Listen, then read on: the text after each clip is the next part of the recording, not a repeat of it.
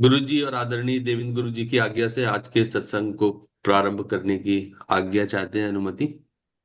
जय हो जी। शुरू करें। पिछले पिछले रविवार के सत्संग के विषय को आगे बढ़ाते हुए, अगर पिछले सत्र से किसी के मन में कोई प्रश्न शेष है तो उस पे गुरु जी से और आदरणीय देवेंद्र भाई से मार्गदर्शन प्राप्त हो सकता है।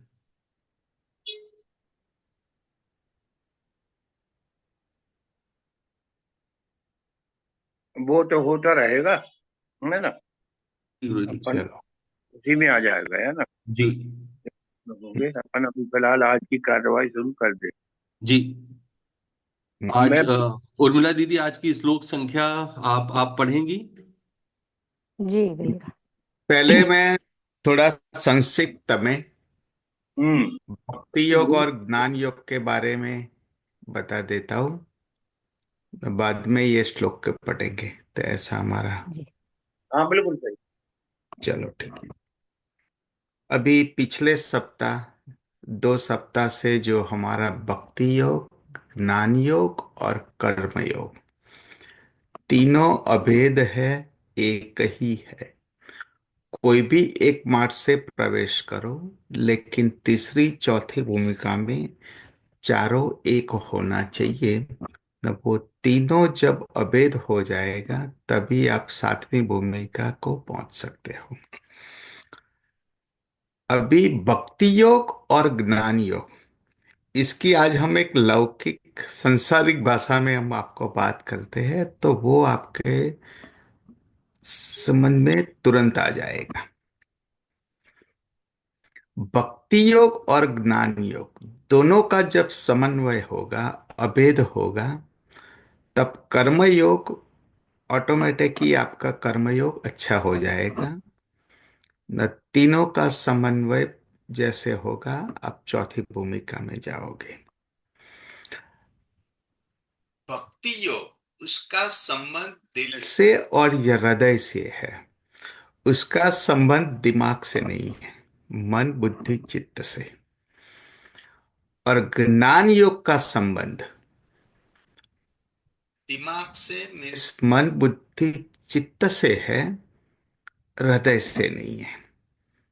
चलो हम एक दृष्टि से अभी आज ये थोड़ा डिटेल्स में आपको बता देते हैं कि कोई भी आदमी अगर गलत कर्म करता है, जैसे कोई करप्शन करता है, परस्त्री से संबंध रहता है, झूठ बोलता है, तो ये जो गलत कर्म जो करता है, वो अपने मन बुद्धि और चित्त, वो कंट्रोल में नहीं होने से वो गलत कर्म करता है।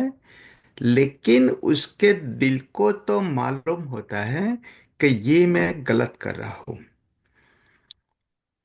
जैसे कोई आदमी करप्शन करता है, तो उनको ये चीज मालूम होता है कि ये चीज गलत है, फिर भी वो गलत जैसे तामसिक कर्म करने के लिए मजबूर हो जाता है।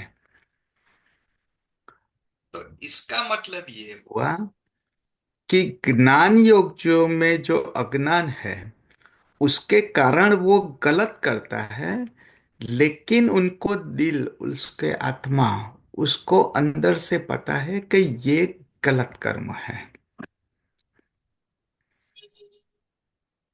तो ये जो गलत कर्म का जो दिल से पता है, उसको आप भक्ति योग से जुड़ो।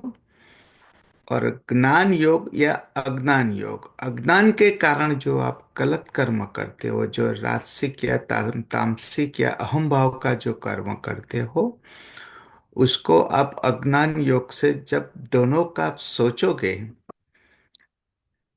तब जब भक्ति योग और ज्ञान योग दोनों का अगर एक ही करना है, तो आप कोई भी कर्म ऐसा ना करो कि जो आपको दूसरे को बता ना सको, जो आपको दूसरे से बताने में आपको एक खिचखिचाहट होता है। जैसे करप्शन करने वाला ओपनली नहीं बोल सकता, कोई भी गलत कर्म अगर झूठ बोलते हो तो अपना एक कॉन्शियस बाइट होता है। तो हम एक ऐसी अगर प्रतिज्ञा लें कि हम कोई भी कर्म करें, कोई भी कार्य करें, तो वो सारे समाज को, दुनिया को और परिवार को हम ओपनली बता सके। अगर आपको दिल से जो भी अच्छा लगे कि ये अच्छा कर्म है, वही अगर आप कर्म करोगे, तो ये होगा भक्ति योग और ज्ञान योग का अभेद होगा, एक होगा न। जैसे आप ये प्रतिज्ञा करोगे कि भक्ति योग और ज्ञान योग दोनों एक होता है, तो वो ऑटोमेटिक आपका जो कर्मयोग है वो सब शुद्ध हो जाएगा, और राजसिक और तामसिक जो भाव है वो पूर्ण दृष्टि से, पूर्ण रूप स्वरूप से दूर हो जे होके वो तीनों, एक आपका जो कर्म है वो सिर्फ सत्व, ये जो सात्विक कर्म है वो ही बचेगा। तो ये एक मेरे विचार में ये वीक में आया था कि जो अपने दिल से लगे कि भाई ये कर्म मैं करने से मैं सबको बता सकता हूँ, वही कर्म करो। तो ये भक्ति योग, ध्यान, कर्म योग और ज्ञान योग, तीनों का अभेद आपके मन में, चित्त में और दिल में हो जाएगा। तीसरा एक ये भी मैं गुरु जी से प्रार्थना करूंगा कि हमें बताए कि हम कभी कभी गलत कर्म करते हैं, तब अपने जो बोल बताते हैं कि हमारे दिल में, हमारे आत्मा में, हमारे हृदय में एक खिचखिचाहट है कि ये गलत कर्म है। तो अपने जो मन, बुद्धि, चित्त, अहंकार, इसके ऊपर की जो अवस्था है कि जिसके वो पर ब्रह्म और ब्रह्म से जो हमारा आत्मा जुड़ा हुआ है, उसको तो ज्ञान रहता ही है कि ये राजसिक है, ये तामसिक है। एंड आप दुनिया में कोई भी धर्म में जाओ, जैसे कोई आदमी चोरी करता है, करप्शन करता है या गलत काम करता है, तो हर धर्म में उनकी व्याख्या एक ही है, तामसिक और राजसिक प्रकृति की। तो उनको, हर मनुष्य को गलत काम करने से पहले उनका जो दिल है, जो इसका आत्मा है, उनको पता रहता है कि ये गलत है, फिर भी वो काम गलत करता है। तो वो अपने हृदय में, जो हम बोलते हैं कि मेरा दिल को तो मालूम है लेकिन फिर भी मैं ये कर्म कर रहा हूँ, तो उसकी स्थिति हमारे जो सूक्ष्म देह में कहाँ है, वो भी आपको ढूंढना होगा। वो ही अंतर्मुख होके आप इसका चिंतन कर सकते हो। तो अभी जो 3 श्लोक है 50, इसकी मैं पूर्व भूमिका बताता हूँ। को हमने बताया था कि भाई ध्यान योग, ज्ञान योग और कर्म योग, कोई भी एक मार्ग से प्रवेश करो तो ये आपको तीनों अभेद हो जाएगा। तो अभी जो 50, 50, 51, 52 जो श्लोक है, इसमें ध्यान योग में प्रवेश करके वो तीनों हम कैसे सिद्ध कर पाएंगे उसके बारे में बताया है। तो अभी हम गुड़िया से प्रार्थना करते हैं कि वो अभी भगवत गीता का श्लोक पढ़े, और गुरु जी को अगर कोई जी निवेदन है महाराज। ये बारे में तो बताए।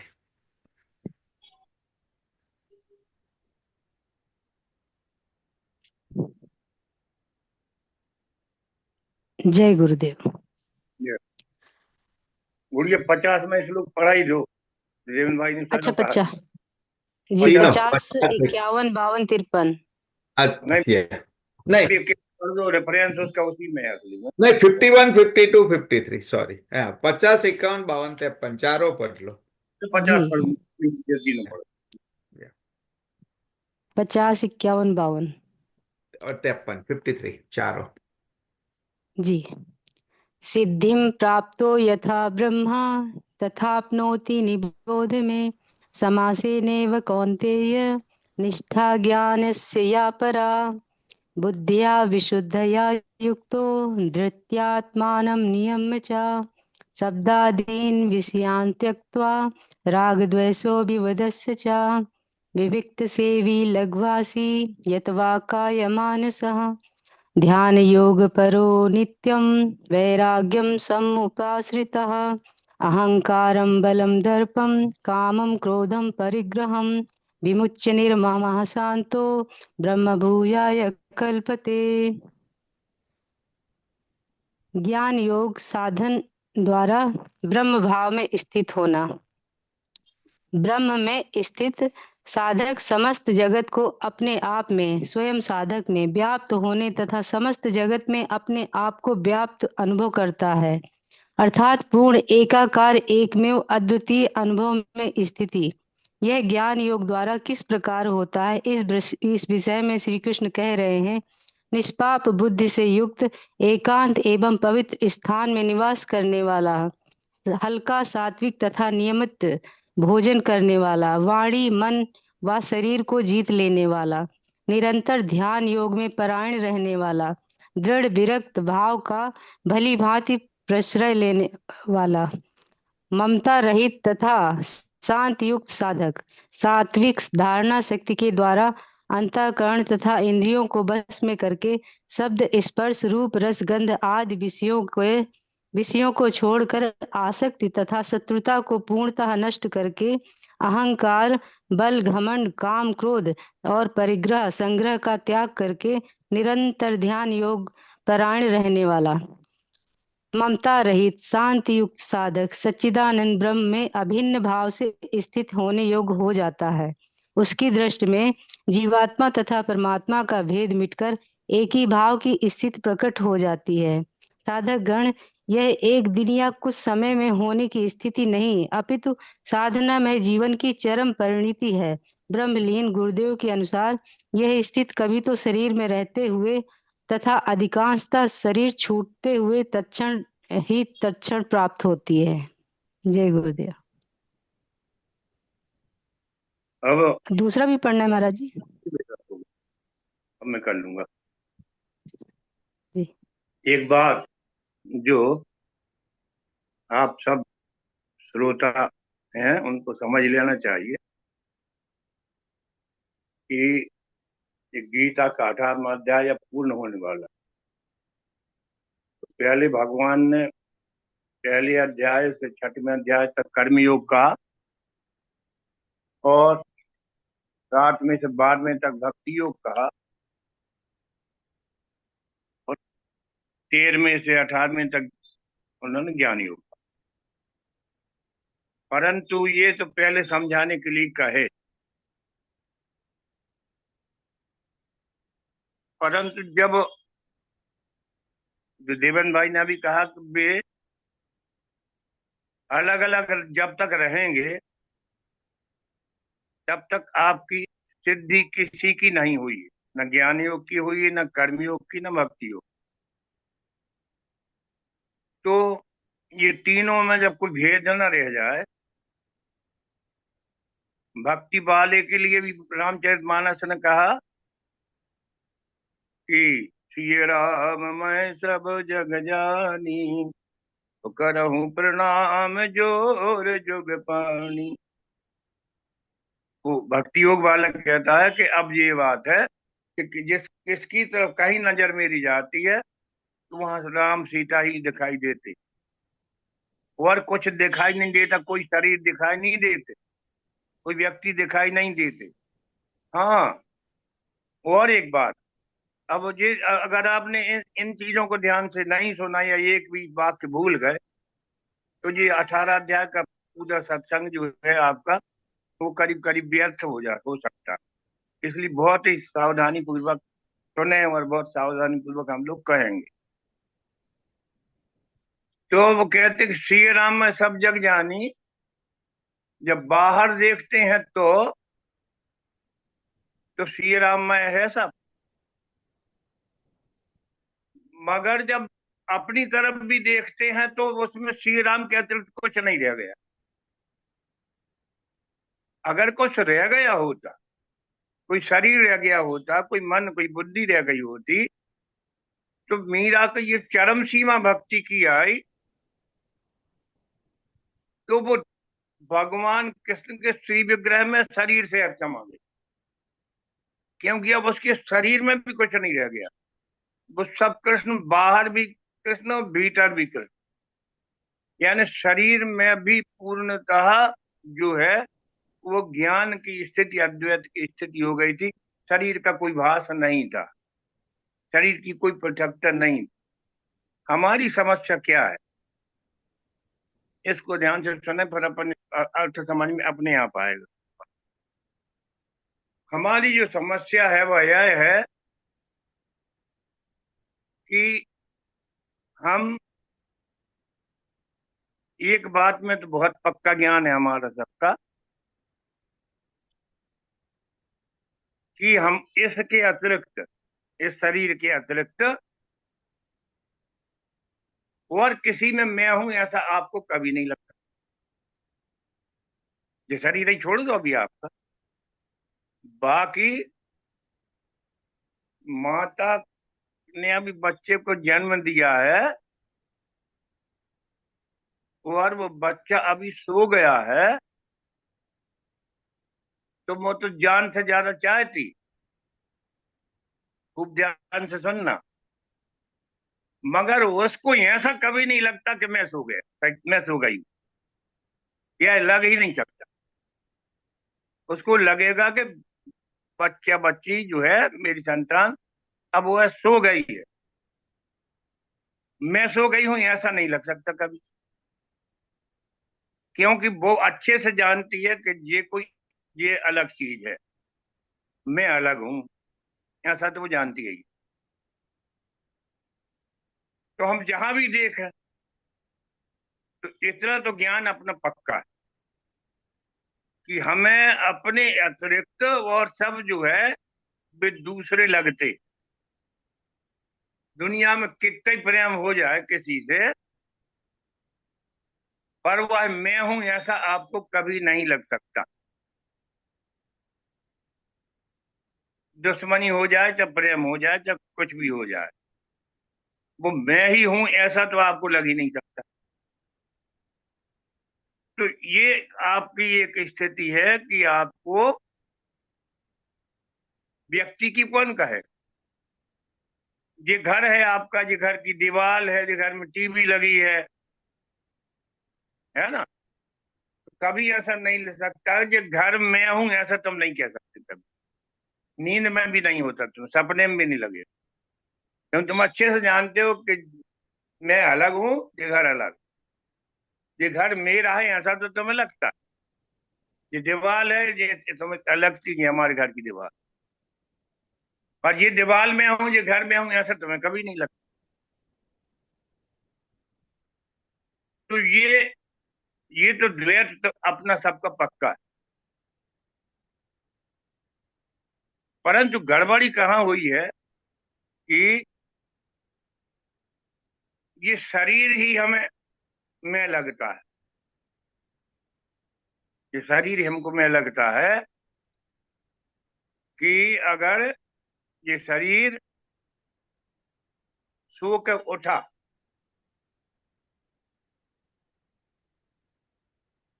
तो आप जानते ही हैं कि शरीर कभी सो के नहीं उठता। सो के जागते तो तुम ही हो, उसकी प्रतिक्रिया शरीर पे होती, और वो जैसा तुम चाहते हो वैसा करने लगता है। शरीर कभी भी उठेगा ही नहीं, वो मिट्टी वो कैसे उठ सकती। अगर उठती होती और अगर आत्मा होता ये शरीर, तो इसकी मृत्यु तो कभी ना होती, क्योंकि वो आत्मा तो परमात्मा का ईश्वर अंश जीव अविनाशी हो जाता। तो ये अपनी समस्या है कि हमें सब तो दूसरे लगते हैं, पर हमें चाहे भक्ति योग रहे, चाहे कर्म योग रहे, चाहे ज्ञान योग रहे, एक जब जड़ चेतन ग्रंथि पर गई, यद्यपि मृषा छूटत कठिनाई, तब ते जीव भयो संसारी, छूट न ग्रंथि न होए सुखारी। तो जब तक इस शरीर में अपन ऐसा सोचते हैं, आप अपन कहते हैं अपनी भाषा है ऐसी, मैं जबलपुर जा रहा हूं, मैं कुंभ के मेला में जा रहा हूँ, है ना। तो अब ऐसा भी अपन को संशोधन उसमें करना चाहिए। समझ में कि मैं कुंभ के मेला में जा रहा हूँ, मेरा शरीर भी जा रहा है। कहो भले नहीं ज्ञान हो तो सही, जा तो आप ही रहे हो, मगर ये भी जाएगा। ये जब यहाँ तक ज्ञान में स्थित होने में अड़चन यही है, भक्ति की चरम सीमा और कर्म की चरम सीमा आने में ये अद्वैत यहाँ स्थित होना चाहिए कि तुम शरीर नहीं, तुम मन भी नहीं, तुम बुद्धि भी नहीं, चित्त और अहंकार नहीं। ये सब इसी मशीन मशीन की पेच पुर्जा पार्ट्स हैं। इसी को सूक्ष्म शरीर कहते हैं, किसको स्थूल शरीर कहते हैं। तो सब मिला के ऐसे ही एक ही शरीर ही समझो। उसमें अकेले स्थूल शरीर में अद्वैत से करने से कुछ नहीं होने वाला। मन भी, मन आत्मा नहीं है, इतना तो सत्संग कर चुकी, जान चुके। बुद्धि भी आत्मा नहीं, ये भी जान चुके। चित्त भी आत्मा नहीं, ये भी जान चुके। और जीव भी आत्मा नहीं, यह भी जान चुके, जो हम के जिसको कहते हैं। तो ये जान चुके, इनकी पृथकता को ठीक से धारण कर सके, जो ध्यान योग में स्थित हो जाए, और साधन करते समय ही नहीं, 24 घंटे वह आत्मा में ही स्थित रहे। और 24 घंटे में यह अज्ञान कभी ना हो कि बुद्धि में हूं, मन में हूं, चित्त में हूं, जीव में हूं, ये कभी ना लगे। तो आधा काम हो जाएगा। अब अपने साधन पे आइए। ये भगवान ने कहा है कि किस तरह से ज्ञान योग में कर्म करता हुआ स्थित हो जाएगा, उस ये इन श्लोकों में यही लिखा है। वही मैं आपको डेली रूटीन में समझाने की कोशिश करता हूँ। तो जब आप साधन में बैठते हो, आसन बिछाई, थोड़ा अपन ने मंत्र पढ़े, और कभी कभी जब गुरु के याद आई तो फिर कुछ मंत्र की जरूरत भी नहीं रह पाती। वो एकदम से मतलब आपका जो आपको शरीर में वो ऊर्ध्व गति का एहसास होने लगता। जब जो चेतना इंद्रियों के संपर्क में आने के बाद संसार की ओर दौड़ती है, वह चेतना कहलाती। और जब इंद्रियों से शुरू होकर के आत्मा की तरफ, भीतर की तरफ, ऊपर की तरफ गतिशील होने लगे, उसको प्रत्यक्ष चेतना कहते हैं। वो ही कुंडलनी शक्ति का जो काम है। तो वो आपको ऊर्ध्व गति होने लगी, आपको महसूस होने लगा, शरीर का बोझ धीरे छूटने लगा। तो ये तो ऐसा हो गया। अभी अगर यहाँ से ही हो रहा है साधन के दौरान, फिर नहीं हो रहा, तो ऐसा हो गया। हम जो प्राइमरी में पढ़ाते थे बच्चों को, कहते थे कि टा टमाटर का, टमाटर की फोटो बनी रहती थी किताब में, और टा अलग लिखा रहता। तो टा टमाटर का उसको कहते थे। तो वो टमाटर जब तक छूट न जाए तब तक भाषा की पढ़ाई शुरू ना हो। अगर वो टमाटर लगा ही रहेगा टा में, हमारे हमारा जो लक्ष्य है वह टा की ध्वनि से परिचित कराना बच्चे। टमाटर इसलिए कहा क्योंकि कोई एक स्थूल चीज होना चाहिए, इसमें इसकी ध्वनि निकलती, टमाटर में टा पहले बोला जाता है। तो उसको ऐसा ही शरीर का काम है अपना, कि ये अपना लक्ष्य आत्मा है, मगर वो शुरू यहीं से करना पड़ता है। और जब तक इसको न भूलो तब तक वो सिद्धि होना नहीं। और ऐसा नहीं कि साधन के दौरान भूलो, साधन इसलिए किया कि 24 घंटे यह स्थिति जब हो जाएगी तब तुम ब्रह्म में स्थित हो जाओ। फिर न दूसरे में भी कोई शरीर नहीं दिखाई देगा, दूसरे में भी आत्मा, अपना भी शरीर दिखाई नहीं देगा, ये अलग चीज है। अपने में भी आत्मा, तो न बाहर और भीतर, ऊपर और नीचे, सभी जगह आपके लिए अस्तित्व बोध आत्मा का होगा, शरीरों का नहीं। मम्मा मौसी पत्नी पति नहीं, आत्मा का बोध होगा। जब ये एकाकार हो जाएगा आत्मबोध कि अपने भीतर हम शरीर नहीं है, मन नहीं है, बुद्धि नहीं, चित्त नहीं, आम नहीं, इसी तरह जो सब कुछ दिखाई दे रहा है वो है भी। जड़ चीजों में तो कोई समस्या ही नहीं है, क्योंकि वे तो बेचारी दीवार कभी कहते नहीं, कि कहती नहीं कि हम तुम्हारी दीवार है, न तुम्हारा घर कभी बोल के कहता कि हम तुम्हारे घर है। ये तो आप ही का काम है, एक तरफा प्रेम चल रहा है ना, वन साइडेड है। अपने ही उसको कहने लगे कि ये हमारा घर, ये हमारा शरीर, हमारा मन है। तो ये जब साधन के दौरान इतना अपन सबको अनुभव है कि हमारा शरीर का जो बोध है उस पर साधन के दौरान काम होता है कि वो बोध कम होने लगता। जब अपन का ध्यान ठीक लग गया, उसका मतलब है कि अब शरीर का बोध नहीं रहा, केवल एक अद्वैत स्थिति रही। उस अद्वैत स्थिति में यह भी रहा कि ना तो तुम शरीर रहे अब इस समय जब पूरा ध्यान लगा, और ना कोई और कोई चीज रही दुनिया। अगर तुम और चीज कोई रहेगी कि याद, तो वो ध्यान में अभी गड़बड़ी है, और रहती भी नहीं है, आपको भी नहीं रहती। जब आपका ध्यान लगता है तब क्या है कि केवल एक चेतन, वो प्रत्यक्ष चेतना जो है वो आत्मा की ओर ही बोध बना देती है, और शरीरों की याद नहीं रहती। जब अपने शरीर की याद नहीं रहेगी तो दूसरों में भी आत्मा ही का बोध होगा। यह स्थिति कर्म करते करते भी आ सकती है, भक्ति करते करते भी आ सकती है,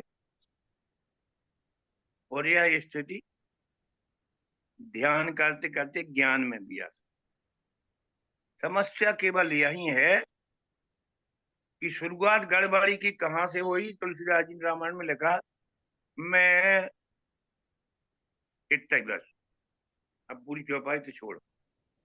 मैं, जब आपने मैं कह के और शरीर समझ लिया, मन समझ लिया, बुद्धि समझ ली, तब आपने एक द्वैत खड़ा कर ही लिया। अगर मैं ना होता तो तू कैसे होता।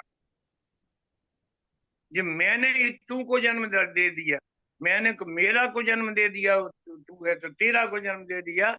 तो तुलसीदास जी लिख रहे हैं, मैं सब गड़बड़ की जड़, मैं अरु मोर तोर तय माया, यही बस कीने जीव ने काया। वही कह रहे हैं, तब तय जीव भयउ संसारी, कि मुख छूट न ग्रंथि न होए सुखारी। अपना प्लस पॉइंट यह है कि ध्यान करते समय अपन सबको किसी न किसी सीमा तक, या प्रत्यक्ष बोध गुरु कृपा से, शक्ति की कृपा से, परमात्मा की कृपा से हो जा रहता है। उस समय शरीर नहीं है, मन नहीं है, बुद्धि नहीं, चित्त नहीं, ये सब रहता। तुम चाहो तो नहीं रहता, या तो रहता है, और न चाहो तो भी रहता। ये गुरु परंपरा की श्रेष्ठता, उसके कारण रहता है महायोग के साधन। पर इससे काम चलने वाला नहीं। जब वो भक्ति कर रहा था सीताराम की, वर की नहीं कर रहा था, तो अंत में वो शिव जी की भक्ति करेगा बाई चांस, उनको भी जल चढ़ाएगा तो वो श्री राम में सब जग जानी। हनुमान जी का जाएगा तो श्री राम में सब जग जानी। कोई उसमें कोई दूसरे देवता की कोई स्थिति ही नहीं है। जिस ओर निगाहें जाती हैं उसके ही दर्शन पाती। ये भक्ति की स्थिति हुई, उसमें ये अद्वैत आ गया, अपनी चरम सीमा में जाके वही आ गया जो ज्ञान में अभी अपन बता रहे थे। इस आत्मा के अतिरिक्त तो और कुछ भी नहीं है। और कर्म करते करते जब वो पत्थर तोड़ने वाला परमात्मा में लीन हो गया, तो अब वो कर्म हो रहा है उस उसके शरीर से, मन से, बुद्धि से, पर वह परमात्मा में लीन है। वो उसमें रहते हुए भी कर्म, अभ्यास से कर्म होता है। अब मैंने जरा बारीकी से दुनिया देखी है कि स्कूल की बिल्डिंग बन रही थी, तो बड़ा ही बिना पढ़ा लिखा था, वो जो कैंची का खांचा काट रहा था लकड़ी, मैंने उससे कहा कि यार मिस्त्री जी, कितने अंश का कोण काट रहे हो? तो उसने कहा कि भैया हम पढ़े लिखे तो है नहीं है, एक बात समझ लो कि दूसरी तरफ जितने का काटा है, बिना ही उसके हम उतना ही का काट रहे हैं। कि आप सेट स्क्वायर और चांद लगा के देख लेना, हम नहीं जानते कितने का कौन। हमने सेट स्क्वायर चांद लगा के देखा, क्या मजाल के एक बाल के बराबर ही फर्क आ जाए। ये कोई उस बुद्धि नहीं लगा रहा जी। अब अभ्यास जब गहरा हो गया, तब जी एक स्थिति ऐसी बनी कि अपने आप सब ठीक होता चला जाता। अच्छी सोने की एक छड़ हो, अच्छे सोने के यहाँ चले जाओ, उससे कहो इसमें से 4 आना भर काट दो। हम सोनी के मकान में रहे तो हम तक जानने लगे। तो वो आंख बंद करके ऐसी मारेगा उसमें हथौड़ी और कटान काटने की निहाई, तो तुम तोड़ लो कांटे पे 4 आना भर निकलेगा। बिल्कुल गड़बड़ हो नहीं सकता। सोचना समझना नहीं। हमने पत्नी से कहीं पूछते थे कि 50 आदमियों की कढ़ी बना रही हो और 2 आदमियों की बना रही हो, तो किस परिमाण में नमक डाला, कुछ तो मेजरमेंट होगा। तो वो कहती थी कोई मेजरमेंट नहीं, बस ठीक डाला, बस हो गया। ठीक ही डालते हम लोग। ये स्थिति है, उसमें कोई दिमाग खर्च करने का काम ही नहीं होता। वो भी जाके बिल्कुल एकदम परफेक्ट हो जाती बात। अभ्यास तो कौन ते वैराग्य चक्री, अभ्यास वैराग्याभ्याम तन्निर्वृत्त। वहां भी वो एकता बिल्कुल आ गई अपने आप। कर्म करते करते ऐसी स्थिति आ गई कि उसमें अलग से मैं कर रहा हूं या बोध ही मिट गया। नहीं तो फिर तो वो तोल ताल के डालता कि कितने में कितनी लग डलना चाहिए कोई चीज। माता सुन रही हैं, सब भी जानती हैं, ऐसे ही चलता है काम। बिल्कुल एकदम कोई सोच समझने का काम ही नहीं। तो ये कह रहे हैं इन श्लोकों में। अब हम इनको पढ़ते, हमने जितना आपसे कहा है उसको अब एक एक लगाते जाना है इसमें, तो अब आनंद आएगा। ये पहले हम वो 50 में श्लोक भी पढ़ते। सिद्धिम प्राप्तो यथा ब्रह्म तथाप्नोति निबोध में तमासे नैव कौन्तेयो निष्ठा ज्ञान परा। ये 50वां श्लोक, इसका अर्थ कह रहे हैं, श्री कृष्ण कह रहे हैं कि हे अर्जुन, अंतःकरण की शुद्धि रूपी सिद्धि को प्राप्त हुआ व्यक्ति जिस प्रकार ज्ञान योग द्वारा ब्रह्म को प्राप्त हो जाता है, होता है। वहां पे देखो वो रखा हुआ कढ़ी रखी पॉलिथीन में गई। एक मिनट, अंदर वजन तो नहीं रखी, तू लेते जाना। ये डिस्टरबेंस आया कहीं से, 1 मिनट। अंतःकरण की शुद्ध रूपी सिद्धि को प्राप्त हुआ व्यक्ति जिस प्रकार ज्ञान योग द्वारा ब्रह्म को प्राप्त हो जाता है, जो ज्ञान योग की अर्थात तत्व ज्ञान की अंतिम स्थिति है, उसे तू मुझसे संक्षेप में जान। ये 50वें श्लोक पिछली बार अपन ने किया। अब संक्षिप्त में क्या जाना? बुद्धिया विशुद्धिया युक्तो धृत्यात्मानं नियम्य च शब्दादीन विश्वान विषयान त्यक्त्वा हैं? रागद्वेषो विदस्य च। इसी में वो प्रश्न जो देवन भाई ने किया था वो भी आ जाता है। भगवान ने श्री गीता में अर्जुन ने पूछा कि न चाहते हुए भी व्यक्ति किस कारण से पाप के काम करता, तो भगवान ने कहा कि एक ही है, ज्यादा नहीं है सोचने का काम। कामा कामा क्रोधा तथा लोभा तस्मात् एतत्त्रयम् त्यजेत्। सबसे बड़ी समस्या है कि तुम शरीर हो, यही जब तो शरीर हो तुम, तो ये शरीर होना ही एक जगह तो वेदांत में ऐसा लिखा है कि जो शरीर ही खुद को समझता है संसार में, वह सबसे बड़ा पापी। गौ हत्या से बड़ा पाप हो गया जब तुम खुद को शरीर ही समझते हो। और जब शरीर समझोगे तो फिर उसमें मन है, उसमें विकार आएंगे, फिर तुम फिर क्या कर सकते हो? उसका परमानेंट कोई इलाज इस तरह से नहीं हो सकता आपके प्रतिज्ञा कर लेने से, वो तो टूटती चली जाएगी, क्योंकि प्रतिज्ञा भी अहंकार से ही होती, वो भी कहीं आध्यात्म में थोड़ी होती। अब कह रहे हैं कि जब बुद्धिया विशुद्धिया, विशुद्ध बुद्धि कौन सी हुई? कि अपने आप को भी शरीर न समझो, मन न समझो, बुद्धि न समझो, चित्त न समझो, जीव न समझो, आत्मा समझो। और संसार में आत्मा के अतिरिक्त तो और कुछ भी नहीं है, पूर्ण अद्वैत, ये विशुद्ध बुद्धि का काम। बुद्धिया विशुद्धिया युक्तो, इससे युक्त 24 घंटे रहे ध्यान में, अकेले नहीं। धृति आत्मानम नियम च, यह याद 24 घंटे यह धारणा बनी ही रहे। अगर तो अगर बनी रहेगी, जब वो पक्का हो गया, तो शब्दादीन विषयान त्यक्त्वा राग दोष विदुष्य च, तो फिर उसको इसको त्याग करने में कोई समस्या ही नहीं आई। कि अच्छा गाना आया तो,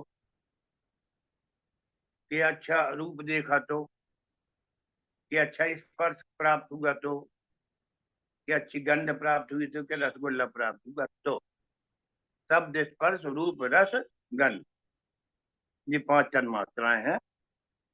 इनको फिर इनमें सब एक आकार हो जाए, क्योंकि उसको ब्रह्म के अतिरिक्त कोई प्रतीति नहीं हो रही, तो क्या गड़बड़ी हो जाए? कोई गड़बड़ी नहीं होगी।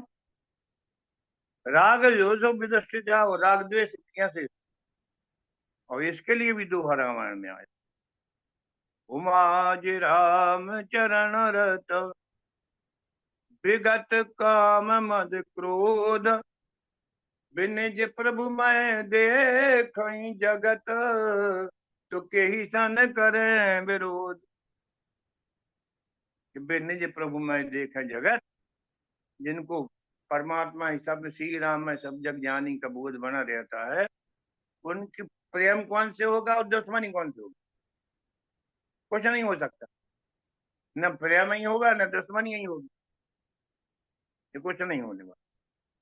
विविक्त सेवी लब्ध्वासी यत वाक वाणी काय शरीर मानसा मन, विविक्त सेवी लब्ध्वासी यत का वाक काय मानसा, ध्यान योग परो नित्यम वैराग्यम समुपाश्रिता। अब ये हम तीसरा श्लोक 53 में नहीं पढ़ रहे हैं, क्योंकि अब ये काफी कठिन होता जा रहा है। तो ध्यान जितना हम अभी आपसे कह चुके कि ध्यान में जब बैठते हो तब तो ऐसा होता ही कम बढ़ता है ना। तो यह अगर 24 घंटे स्थिति बनी रहे आत्मा में, तो फिर कोई समस्या नहीं है। यह अद्वैत यहां से है। और एक बात हाथ जोड़ के कहता हूं कि भैया पूरा तो गीता है ये भगवान की कही, तो हम पूरा समझा चुके, या देवेंद्र भाई पूरा समझा देंगे, या कोई और समझा देगा, ये तो खुद ही में समझने की, ये बोध खुद ही को करना है, हम कितने ही समझा। यह बोध खुद को ही करना है। ये अब गीता का सार चल रहा है, ये गीता का अमृत अब निचोड़ आ रहा है, एक एक शब्द सावधानी का है। तो अब इतनी जो बात हुई है अभी अभी इसको यहीं रुकते हैं और इस पे आपकी प्रतिक्रियाएं लेते हैं। अगर देवेंद्र भाई इसमें कुछ और रह गया तो आप कहिए, फिर इनसे चल पूछें, क्योंकि ये बहुत जरा जटिल है। वो अपने अपने अनुभव भाषा में जरा सरलता आ जाती है, 1 से 2 में। देखो, साष्टांग दंडवत प्रणाम। अभी आज का जो श्लोक है, जिसमें प्रधानता ध्यान योग की है, हम्म, और ध्यान योग के मार्ग से ज्ञान योग दोनों को अभेद होगा। दोनों का अभेद कैसे होगा, मैं पहले आपको योग वशिष्ठ महारामायण के दृष्टिकोण से बताते हैं। योग वशिष्ठ महारामायण में ज्ञान योग के बारे में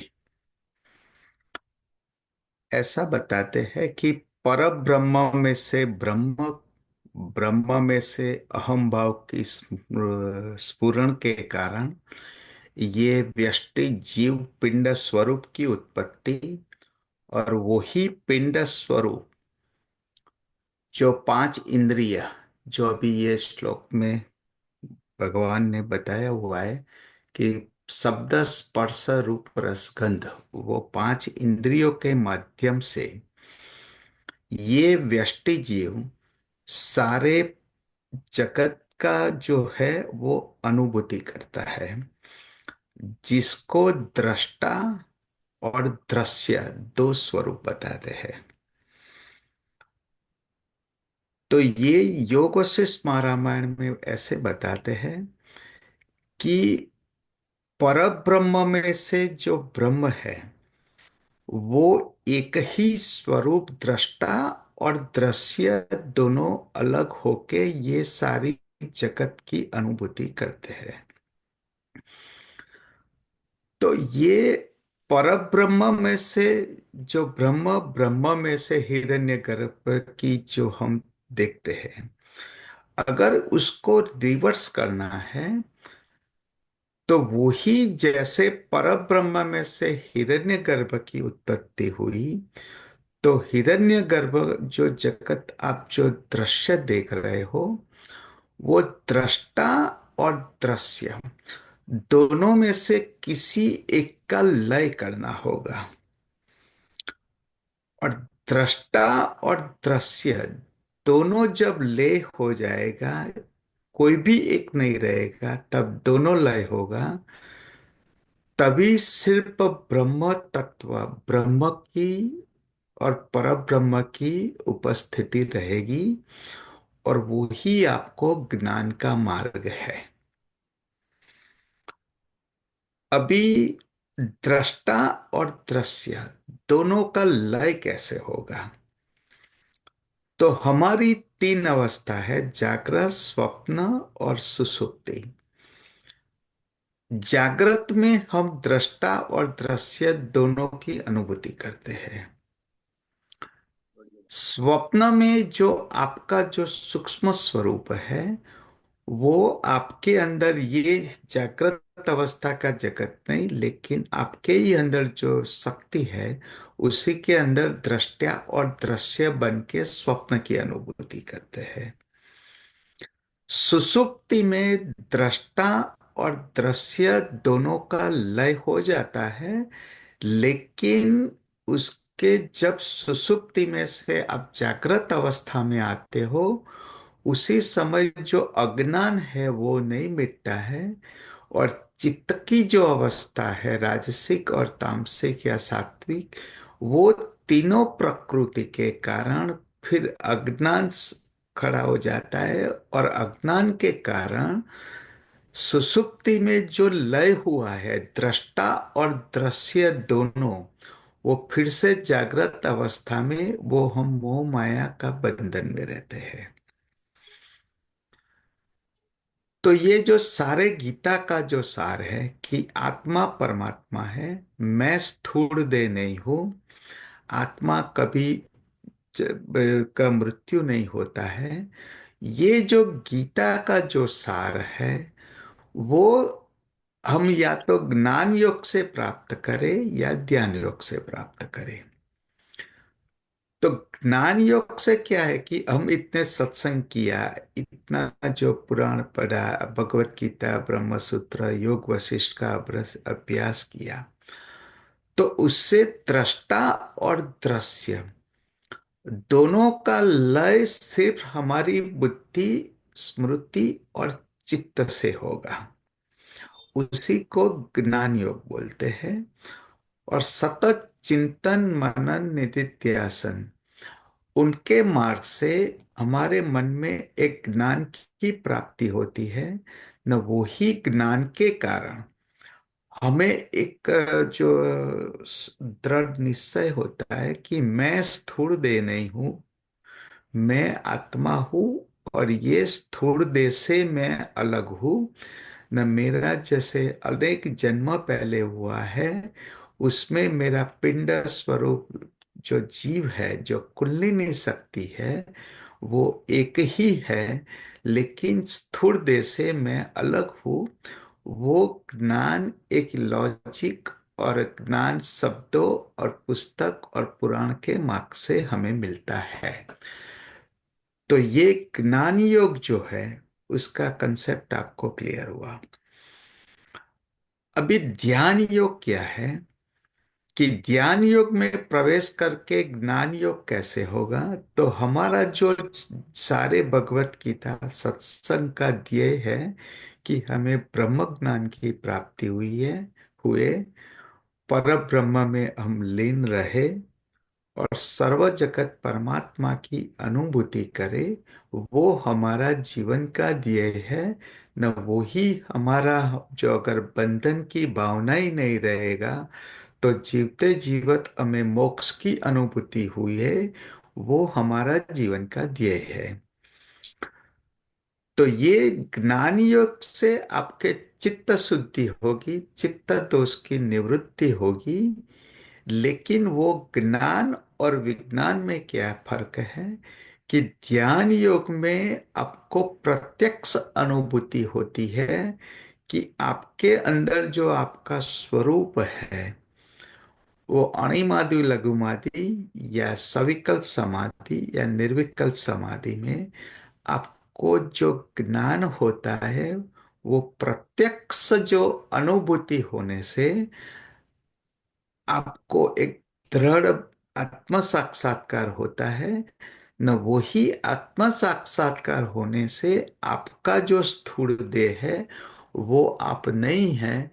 तो ये जो तीनों श्लोक में जो सारांश जो अभी बताया है कि जो आपको जो बहिर्मुख होके आपका कुंडलिनी शक्ति, आपका व्यष्टि जीव बहिर्मुख होके पांच इंद्रियों के माध्यम से जो राजसिक तामसिक प्रकृति के बारे में जो बताया है कि अहंकार, काम, क्रोध, लोभ, माया, प्रकृति, जो दृश्यमान हम अनुभूति अनुभव करते हैं बहिर्मुख होके, वो बहिर्मुख दृष्टि को हम अंतर्मुख ध्यान योग से करते हैं। न वो ही अंतर्मुख होने के बाद मैं जो कर्म और जो हिरण्यगर्भ जगत में जो भी भोगता है, वो हमारा भोक्ता जो स्थूल देह के माध्यम से जो हमारा मन बुद्धि चित्त जो भोगता है, वो भी लय करके दृष्टा और दृश्य दोनों का लय करके हम एक पर ब्रह्म स्वरूप है, हम ही ब्रह्म है।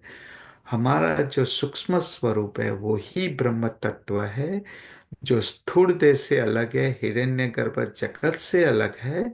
न वो जो सुसुप्ति में जो शांत अवस्था है, जिस वही अनुभूति की तुलना आप समाधि में जो परब्रह्म की जो स्थिति है, कि परब्रह्म की जब अनुभूति करते हो, जब निर्विकल्प समाधि में, तब ये न तो जगत रहेगा, न तो ये सत्व रजस तमस प्रकृति रहेगी, और चित पर ब्रह्म में परमात्मा में लीन रहोगे। ये परमात्मा का स्वरूप है, वो आत्म साक्षात्कार है, वही पर ब्रह्म का स्वरूप है, और वही सच्चिदानंद स्वरूप है, वो हमारा ध्येय है।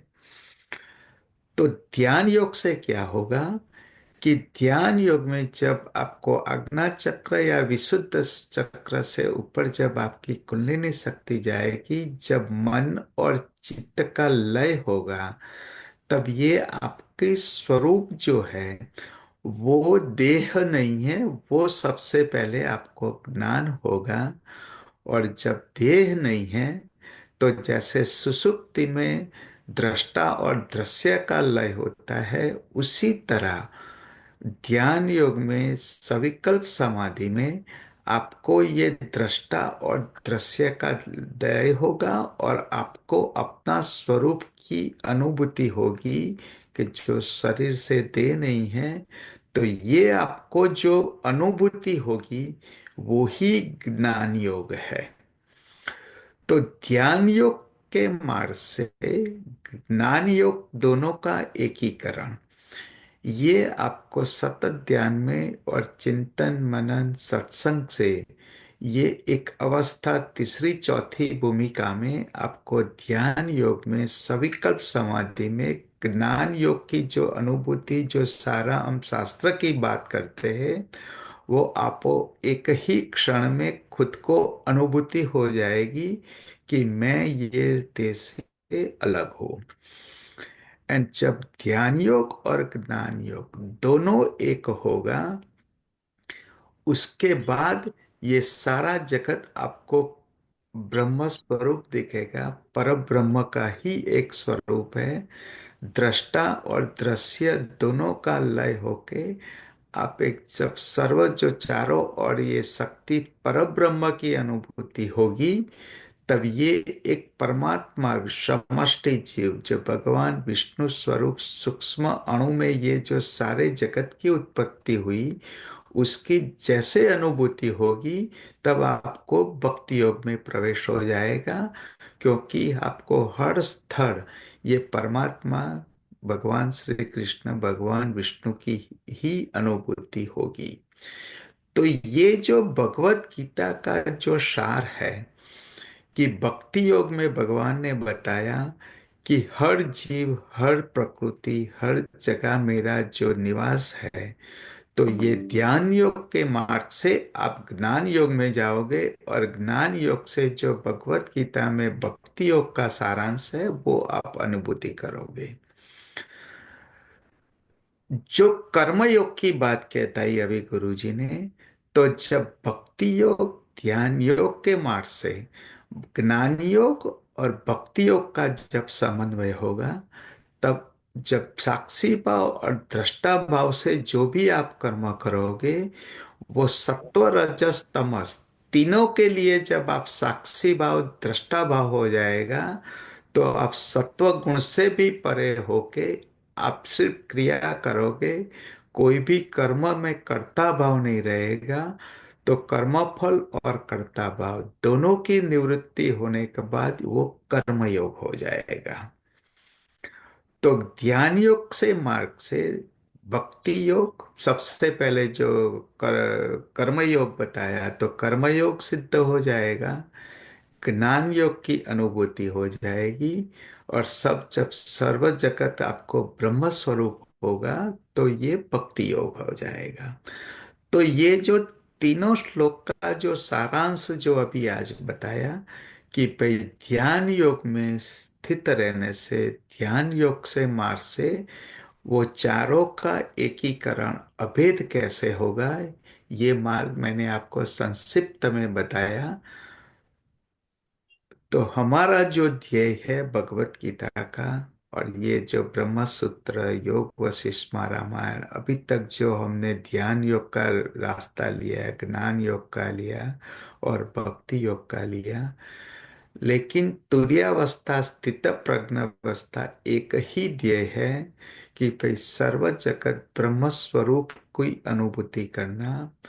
हमारा शरीर स्थूल देह नहीं है, हमारा जो हम पर ब्रह्म स्वरूप है, और अहम ब्रह्मास्मि त्वम ब्रह्मास्मि सर्व ब्रह्मास्मि, या जो ईशावास्य उपनिषद में जो बताया है को ओम पूर्णमदम पूर्णमिदम पूर्णात् पूर्णमुदच्यते पूर्णस्य पूर्णमादाय पूर्णमेवावशिष्यते।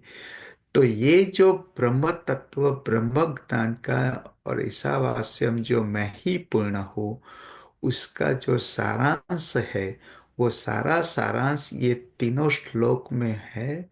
और हम ध्यान योग और ज्ञान योग के मार्ग से, ये जो हमारा जो रास्ता है, वही मार्ग से हम पर ब्रह्म की, ब्रह्म तत्व की और ब्रह्म ज्ञान की हमें मिले, वही हमारा ध्येय है। तो यही रास्ता है। ओम नमो नारायण। अब जितना हम लोग कह सकते थे हम लोगों ने कहा। अब आप लोग इसको सुनने के बाद अपनी प्रतिक्रिया व्यक्त करिए, मन में न रखिए, नहीं तो बहुत दिक्कत हो जाएगी। अपन ने इतनी मेहनत की कई वर्ष तक, अगर वो थोड़ी भी समझ में आई है तो इस पे आप, जहाँ कुछ अटक रही गाड़ी, उसको आप कह दीजिए अभी, तो हम वो समझें कि मतलब हम क्या उस मदद कर सकते हैं आपकी। और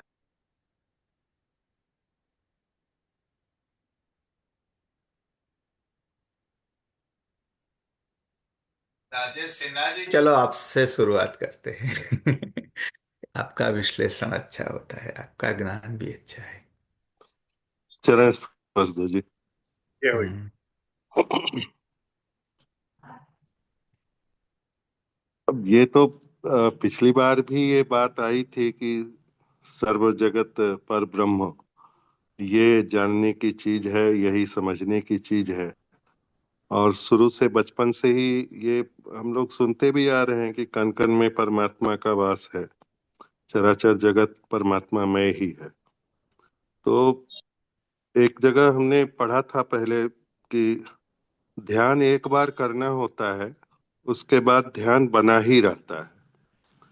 तो ये अपने व्यवहार में भी ये समझ में आता है कि एक बार अगर हम मान लेते हैं कि मैं, मुझ में जो है वही सामने वाले में भी है, दोनों में कोई अंतर नहीं है, तो व्यवहार में भी वह चीज आ जाती है। कई बार जब भेद दृष्टि हो भी जाती है तो तुरंत समझ में आ जाता है कि जो यह भेद दृष्टि हुई थी यह गलत है। इतना तो इतनी स्थिति तक तो मुझे लगता है कि हम पहुंच चुके हैं कि गलत अगर हो भी जाता है, जैसे अगर कई बार हम अपने कुत्ते को भी टहलाते हैं और वो खींचता है तो उस समय गुस्सा आता है, उसको थोड़ा डांट देते हैं, फिर डांटने के तुरंत बाद ऐसा लग जाता है अरे ये भी तो, इसमें भी तो वही है। तो डांटने का कोई मतलब नहीं है, उसका स्वभाव है, उसके हिसाब से वो चल रहा है। तो अपने को अपना स्वभाव तो नहीं छोड़ना चाहिए। और जो ये मार्ग तीनों हैं, तीनों मार्ग एक ही जगह स्थित हैं। और पिछली बार भी हमने कहा था कि जैसे अभी महाकुंभ चल रहा है, त्रिवेणी है, तो यही त्रिवेणी है। इसको बस ध्यान में रखे रहें तो सिर्फ 1 घंटे का ही ध्यान नहीं होगा, ये हमेशा ही ध्यान बना रहेगा, व्यवहार में भी वही चलता रहेगा। जय गुरुदेव। बहुत बढ़िया। गुरु जी चरण चलिए। स्पर्श। और गुरु जी हम्म, एक आवाज आ रही है गुरु जी मेरी? आ रही है, आ रही है। एक मिनट खोल। गुरु जी चरण स्पर्श। क्या हो जाए। गुरु जी जैसे ध्यान की जो अवस्था है, एक पुस्तक में मैं पढ़ रहा था, तो जब भी ध्यान घटित होता है उससे पहले धारणा का घटित होना स्वाभाविक है। जैसे अगर मैं हम्म। यहां से बैठ के महाकुंभ का ध्यान करूं, तो पहले वो धारणा महाकुंभ की बनेगी विचार के स्वरूप में, और जैसे ही वो धारणा घटित होती है वैसे ही ध्यान महाकुंभ की उस भूमि पे पहुंच जाता है। या गुरु चरणों का भी अगर स्मरण करना है तो ध्यान से पहले वो धारणा वहां घटित हो रही है, उन गुरु चरणों का, गुरु स्थान का, चित्रकूट का, किसी तीर्थ का, या स्वाभाविक जीवन में भी जो धारणा में आएगा ध्यान वही पहुंच जाएगा तुरंत। तो इस रूप में जो नाम जप है, नाम जप प्रभु का स्मरण करते हुए पूरे दिन, जैसे ही हम वो धारणा बना के नाम जप करते हैं वैसे ही हम उस उस नाम रूपी भगवत स्थिति को धारण करते हैं, और काम करते हुए भी वो ध्यान की स्थिति बनती है। मन में मेरे ये प्रश्न उपज रहा था कि जब हम कहते हैं कि ध्यान की अवस्था, तो जो ध्यान की सर्वोच्च अवस्था है वहां पर तो न किसी प्रकार की धारणा है और न किसी का ध्यान शेष रह जाता है। तो जो हम्म। सर्वोच्च अवस्था है उसको हम समाधि कह रहे हैं, समाधि की अवस्था, निर्विकल्प समाधि, जहां पर ध्यान भी उपस्थित नहीं है, धारणा भी उपस्थित नहीं है। तो तो अगर हमारी जो धारणा है उसको हम और प्रबल करने में समर्थ हो जाए कि वो हमारी उस ध्यान की स्थिति को और प्रबल करे, उसका एक सबसे महत्वपूर्ण उदाहरण आदरणीय देवेंद्र गुरु जी देते रहते हैं कि काम करते समय, गाड़ी चलाते समय अगर हम नाम जप कर रहे हैं तो वो सबसे एक मजबूत तरीका है। लेकिन जब हम किसी कार्य को करते समय ये धारणा बनाते हैं नाम जप की, तो ध्यान वहां जाता है, ये तो सिद्ध हो रहा है। तो जो हम काम कर रहे हैं, ध्यान एक समय पे तो एक ही स्थान पे रह सकता है। मान लीजिए अगर हम कोई महत्वपूर्ण कार्य कर रहे हैं तो क्या उस समय हमें नाम जप नहीं करना चाहिए? क्योंकि वो धारणा के प्रबल होते ही ध्यान तो वहां जाएगा, और एक समय पे ध्यान दो स्थान पे नहीं रह सकता, ऐसा मेरा अनुभव है अभी तक। तो इसमें थोड़ा मार्गदर्शन करें गुरु जी। इसके बारे में मैं बताता हूँ आपको। वाग बाबू से हमारा जब बात हुआ था यही बारे में है। एंड पातंजलि योग सूत्र में विभूति योग है, उसका मैं आपको यूट्यूब लिंक भेज दूंगा। ध्यान का मतलब क्या है कि आपके मन और चित्त को लय करके समाधि में कोई भी अवशेष नहीं रहेगा। तो आपको कोई भी एक ध्यान धारणा करना होगा, और धारणा के अंदर जो आपका मन है उसका लय होके, जैसे निद्रा की सुषुप्ति अवस्था में सिर्फ किसी दृष्टा और दृश्य दोनों की अनुभूति हो नहीं रहती है, मन का लय होके, मन का शून्यावास का होके एक परब्रह्म की अवस्था हो जाए, उसको समाधि बोलते हैं। तो वाघ बाबू को हमने बताया था कि हम साधन में बैठे तब हम किसका ध्यान करें। तो उन्होंने बताया था मुझे कि मेरे जो कर्ण में है तो मुझे बहुत अभी भी ब्रह्मनाद कंटिन्यूस सुनाई देता है। जैसे आप ऐसे बंद करो और एक तीर्ण आवाज आए, वो जब भी शांत अवस्था होती है तो मुझे 24 घंटा सुनाई देता है। वही अवस्था में गुरुजी ने बताया कि इसको ब्रह्मनाद बोलते हैं।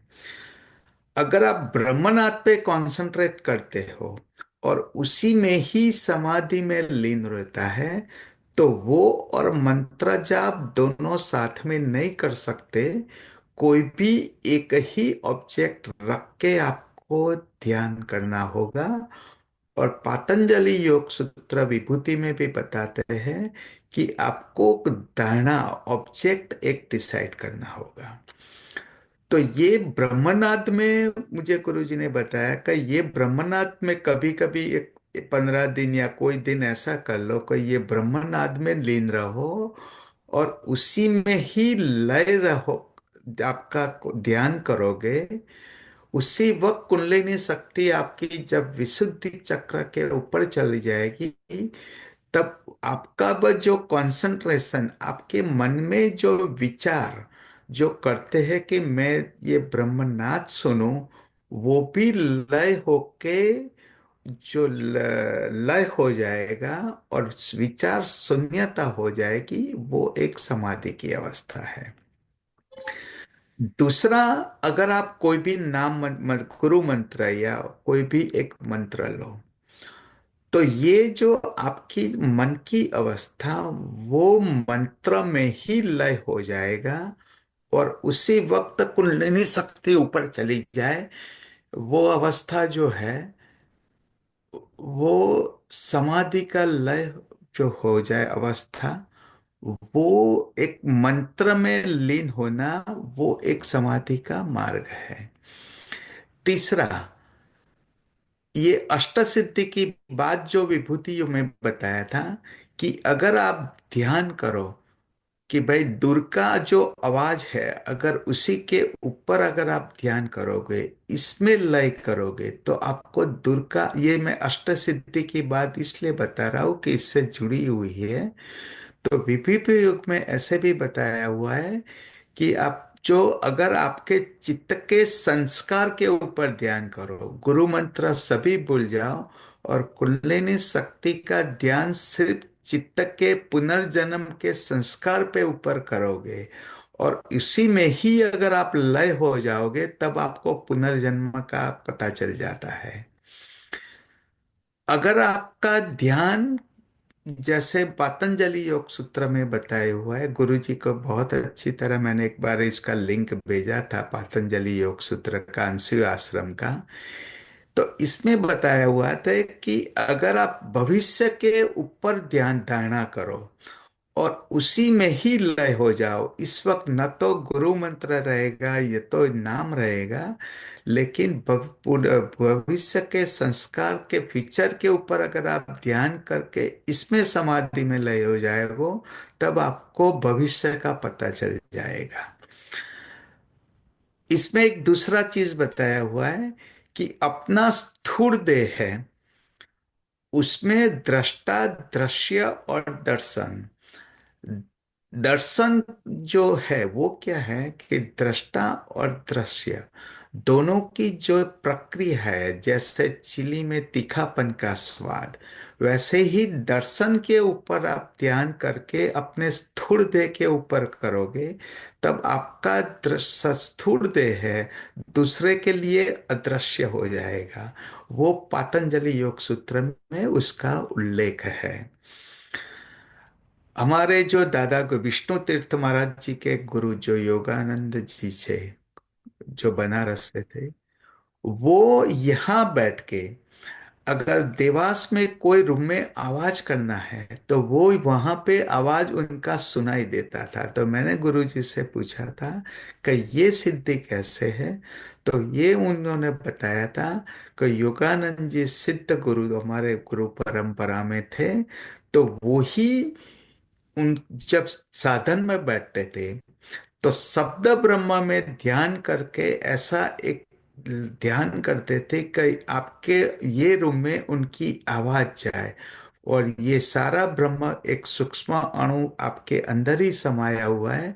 तो उनका आवाज दूसरे योजन दूर, दूसरे किलोमीटर दूर वो इसमें आवाज वो करते थे और उसको सुनाई देता था।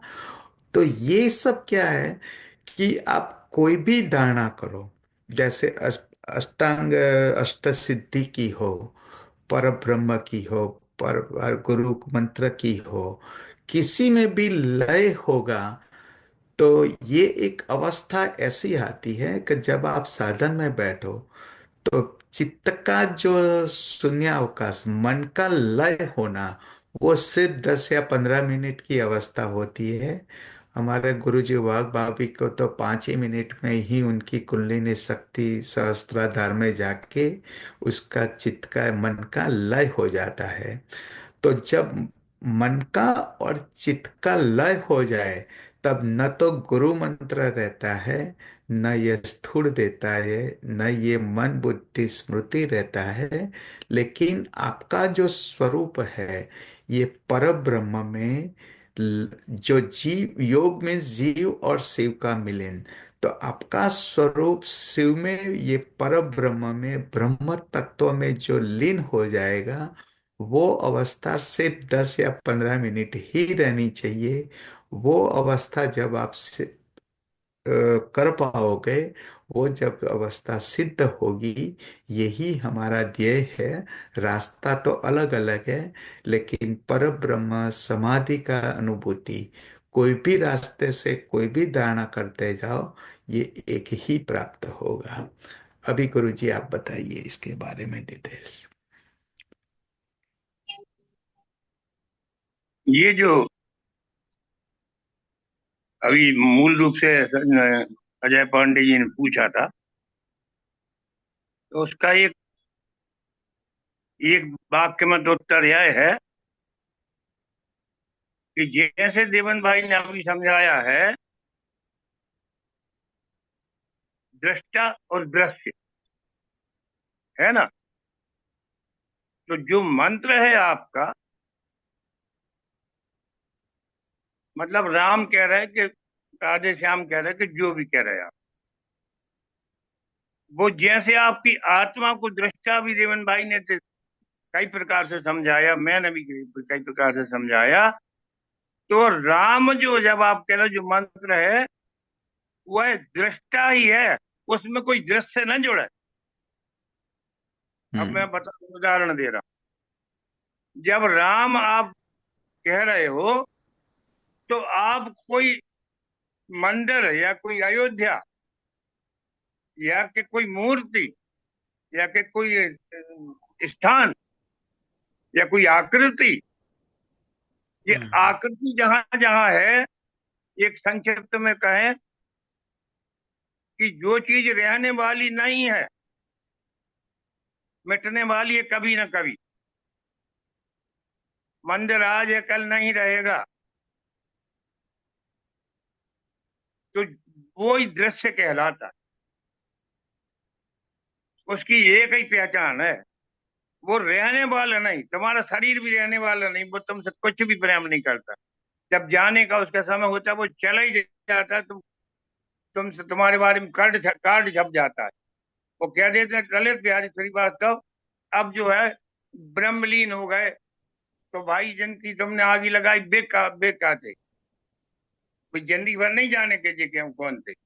ब्रह्मलीन और देव लोक में चले गए या स्वर्गवासी हो गए, अपन सब ही छापते। तो जिसके लिए वो छापते हो कि वो कौन हो गए, और वो जिसको आगे लगाई वो कौन था, तो दृश्य का मतलब वो रहेगा नहीं। भले ही आप आंख से ऐना सामने रख लो तो उसमें आंख दिखाई देने लगे, तो ये आप भी जान लो, ऐना हटा लो, फिर नहीं रहेगा, वो नहीं रहेगा, क्योंकि दृश्य रहेगा नहीं। तो अगर जिस तरह से आप आत्मा की बात कर रहे हैं हम लोग दिन भर अभी समय पूरे समय से, इसी तरह से कोई मंत्र की स्थिति हो जाए, वह सारे जगत का एकमेव दृष्ट ब्रह्म है।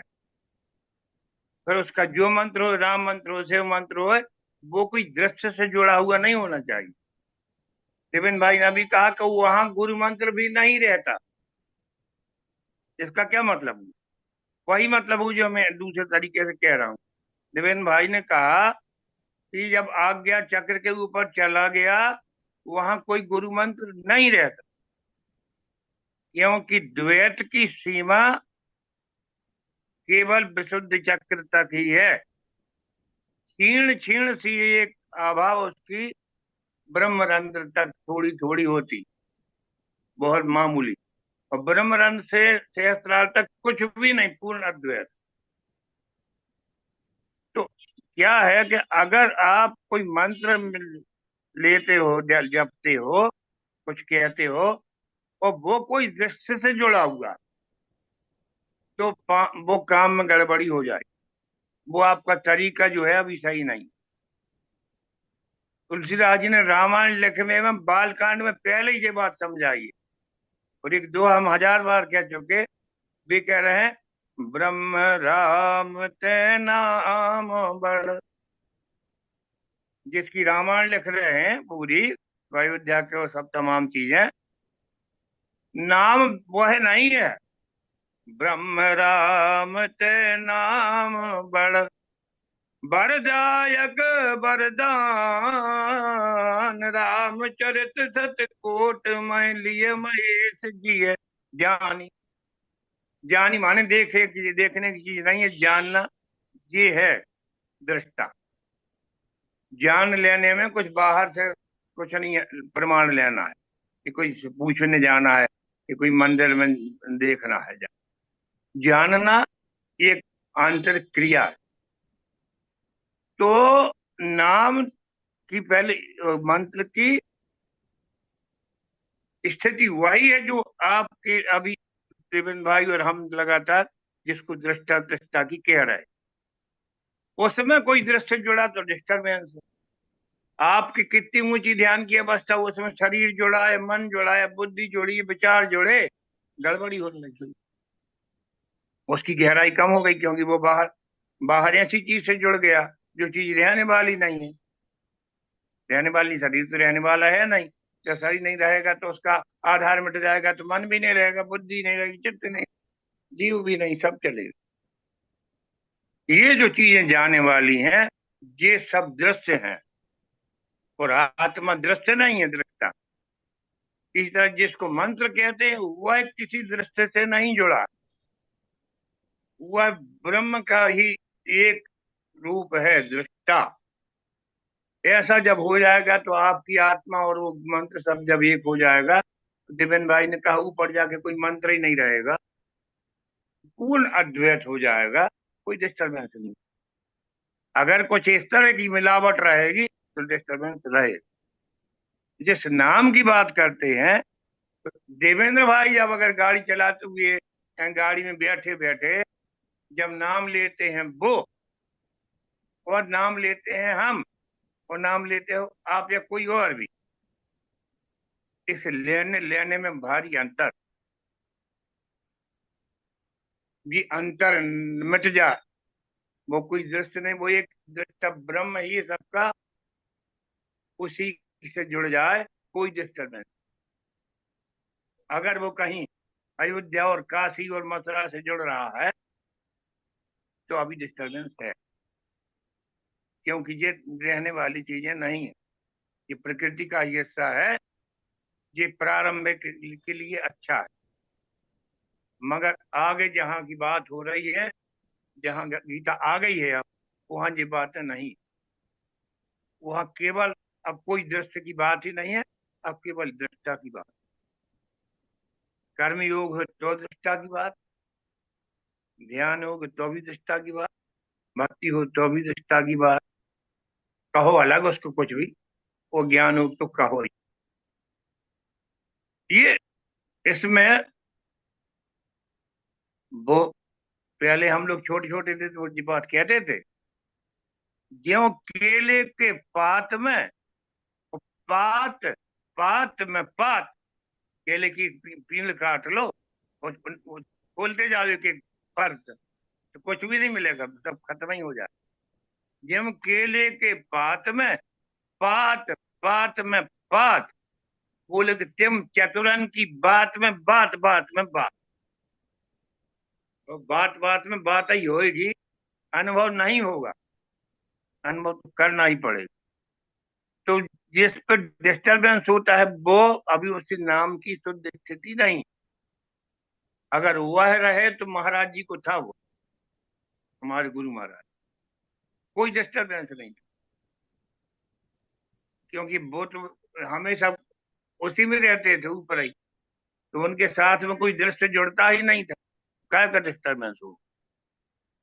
कभी कह देते कुछ तो बात अलग है, मगर उनकी स्थिति वही रहती। तब वे जो नाम लेते थे और आप जो नाम लेते हैं, इसमें कितना अंतर।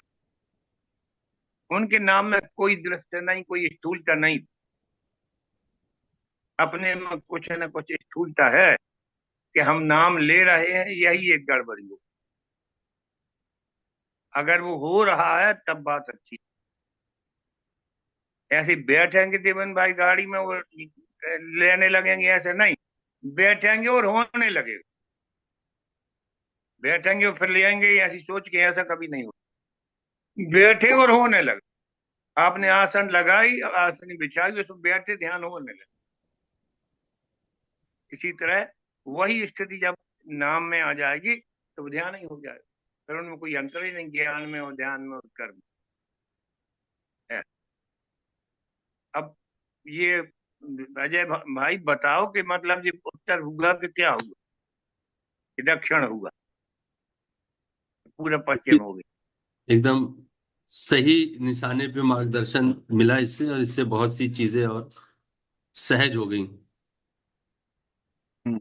गुरुजी ने मुझे बताया था कि कभी कभी ध्यान सोहम पे कर लो। गुरु मंत्र भी न रखो, कोई भी मंत्र न रखो, सोहम। अपने श्वास पे जो है वो कंसंट्रेट करके अगर इसमें भी लय हो जाओगे तो मैं ही परमात्मा हूँ, मैं ही पर ब्रह्म हूँ, ऐसे हो जाता है। तो अगर 10 दिन कभी सोहम पे आप ध्यान कर लो, कभी ब्रह्मनाथ पे कर लो, कभी गुरु मंत्र पे कर लो, को हर एक का रिजल्ट एक ही होगा कि मन चित्त विचार का लय होके समाधि का अनुभूति और पर ब्रह्म में लीन होना, ये ध्येय है। अब कोई भी धारणा रखो, और धारणा, ध्यान और समाधि, जैसे चिंतन मनन निधिध्यासन बोलते हैं, वो ही कोई भी मार्ग से जाओ, अंत में तो पर ब्रह्म में चित्त की अवस्था, मन की जो शून्यावकाश था, वही हमारा समाधि का ध्येय है। ओम नमः नारायण। चलो भाई, और कोई भी बोलो। ये दोनों लोग तो बोलते हैं, बाकी और लोग ये टॉपिक ऐसा है कि ये समझ में आ गया तो सब समझ में आ गया, पूरी गीता कहना सार्थक हो गया, लिखना सार्थक हो। संजय नेमा जी, चलिए आप। गुरु जी प्रणाम। जय हाँ, गुरु। चलो, आपसे मेरा विनंती है। गुरु जी आपका। मुझे जो एक बात समझ में आती है इतनी बातों के बाद, हम्म। कि वो किसी ने कहा है एक स्थिति में आने के बाद, मैं ही मैं और तू ही तू, बीच में हम्म। कुछ नहीं। हम्म। मतलब कोई महात्मा थे, तो मुझे जो लगता है कि अब अलग से कुछ होने वाली जो बात है, वो तो बिल्कुल। है, वो तो है ही नहीं। हाँ, बस गड़बड़ी उतनी ही है। तो बस ये स्थिति आ जाए, इसकी हम्म। सावधानी पर रखना है गुरु जी, बाकी तो ठीक है। देखो, आज तुमने जो कहा ना, और जी वेदांत में उसको कहा गया, उसी को कहते हैं तत् वह त्वम असि। इसको कहते हैं तत् त्वम असि। जी वह जो ब्रह्म है वह तू ही जी है ना। जी। हाँ, ताकि मैं और तू कुछ न रहे। हाँ हाँ हाँ। हाँ, बस ये बात है। ये जी बात बहुत ही बढ़िया है, जी मजा आ गया। अच्छा, और कोई? आजकल हमें अशोक जी नहीं दिख रहे। एक तो हमको ये देखना नहीं आता। आ गुरु रहे जी, हैं कि नहीं? हाँ पिछले जी हैं। पिछले रविवार को मैं नहीं आ पाया था, पर वरना तो मैं निश्चित रूप से आता हूँ। तो ये बताओ हमें, हमारे क्या, हम आपसे पूछ के संतुष्ट हो जाते कि हाँ, क्योंकि मतलब ये अभी तक जो बात हो रही है, ये कहाँ तक ठीक जा रही, क्या अभी समझ में?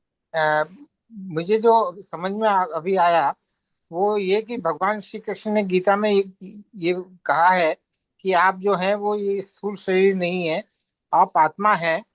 और हम्म। ये आपका वो आत्मा यानी ये जो कुंडली शक्ति है, वो हम्म। हर जन्म में हर समय वही रही है, और वो परमात्मा का अंश है। हम्म।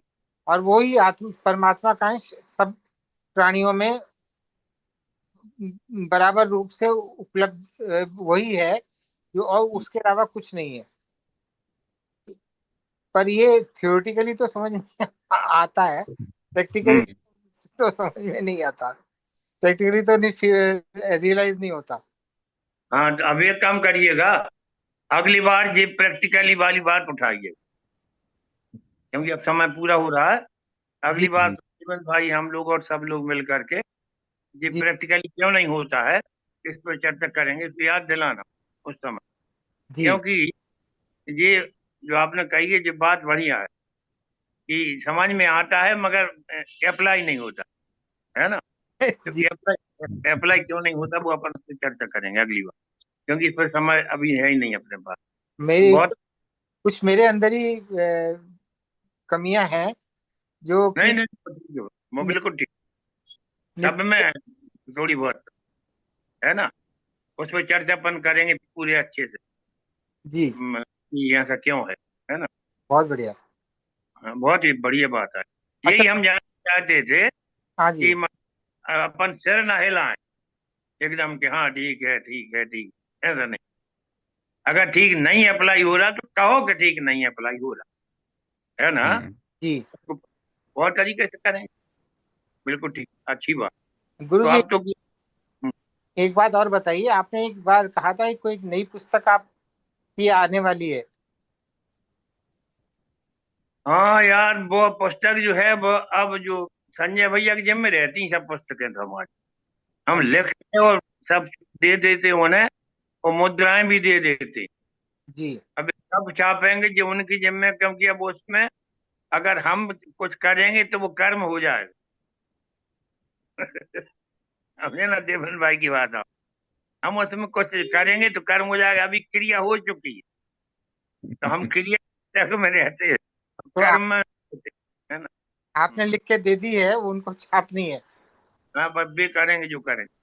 ठीक। तो हम उसमें कुछ नहीं बोलते, कभी ये दो पुस्तकें छपी हैं, हमने कभी नहीं बोला कुछ, नहीं लिख कर हमने दे दिया भाई, समझा। हम्म, जी मिलेगी वो, उसमें कंप्लीट तो है, कुछ समस्या नहीं, जी। मिले जी। चलिए ठीक, गुड़िया आप भजन गा लो जल्दी से। जय हो जी। जी जी। महाराज, जय गुरुदेव।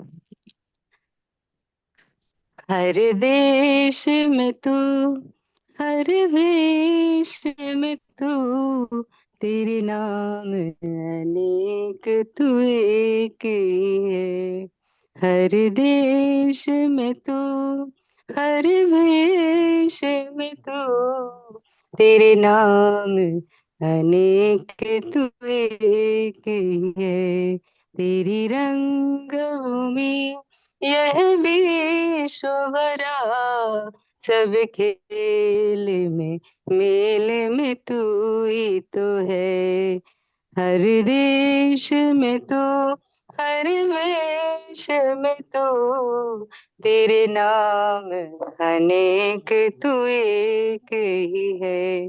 सागर से उठा बादल बन के, बादल से फटा जल हो करके, सागर से उठा बादल बन के, बादल से फटा जल हो करके, फिर नहर बनी नदियाँ गहरी, फिर नहर बनी नदियाँ गहरी, तेरे भिन्न प्रकार तू एक ही है।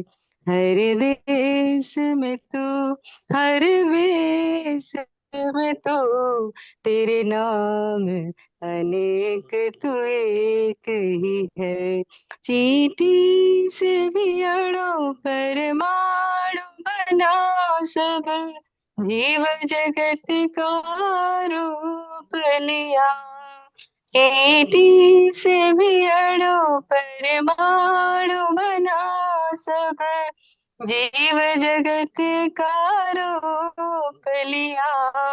कहीं पर्वत वृक्ष विशाल बना, कहीं पर्वत वृक्ष विशाल बना, सौंदर्य तेरा तू एक ही है। हर वेश में तो, हर वेश में तो तेरे नाम अनेक तू एक ही है। यह दृश्य दिखाया है जिसने वह है गुरुदेव की पूर्ण दया। यह दिव्य दिखाया है जिसने वह है गुरुदेव की पूर्ण दया। टुकड़ा कहे कोई न और दिखा, टुकड़ा कहे कोई न और दिखा, बस मैं और तू सब एक ही है। हर वेश में तो, हर वेश में तो तेरे नाम अनेक तू एक ही है। हर देश में तो, हर वेश में तो तेरे नाम अनेक तू एक ही है। तेरी रंग भूमि यह विश्व भरा, हर खेल में मेल में तू ही तो है। हर खेल में मेल में तू ही तो है। जय गुरुदेव। आज की प्रसंग की पूरी समरी ये है। बहुत ही अच्छा, मौके के अनुसार ये जय भजन गा। जय गुरुदेव। गुरुदेव श्री चरण नेक्स्ट वीक सदगुरुदेव मैं भगवान। नहीं हूँ। गुरु जी प्रणाम, सभी अजय को जी प्रणाम। नेक्स्ट वीक मैं नहीं हूँ। अच्छा अच्छा गुरु जी। मैं एलए जाऊंगा, कैलिफोर्निया। कन्यादान देना है मेरे कजिन सिस्टर को, सद्भाग्य प्राप्त हुआ है मुझे। तो उस वक्त टाइम डिफरेंस की वजह से वहां पे रात का 2:30 बजे होंगे, तो इसलिए वो डिफिकल्ट रहेगा। ठीक है गुरु जी। चलो ठीक। सदगुरुदेव भगवान की जय। आदरणीय गुरु जी के जय। चरणों में प्रणाम, देवेंद्र भाई जी के चरणों में प्रणाम। आप सभी लोग को पुनः बहुत बहुत आभार। अगले रविवार को पुनः सत्संग में सभी से भेंट होगी। तब तक के लिए सदगुरुदेव भगवान की जय। जय। जय। प्रणाम देवेंद्र गुरुजी। गुरु जी चरण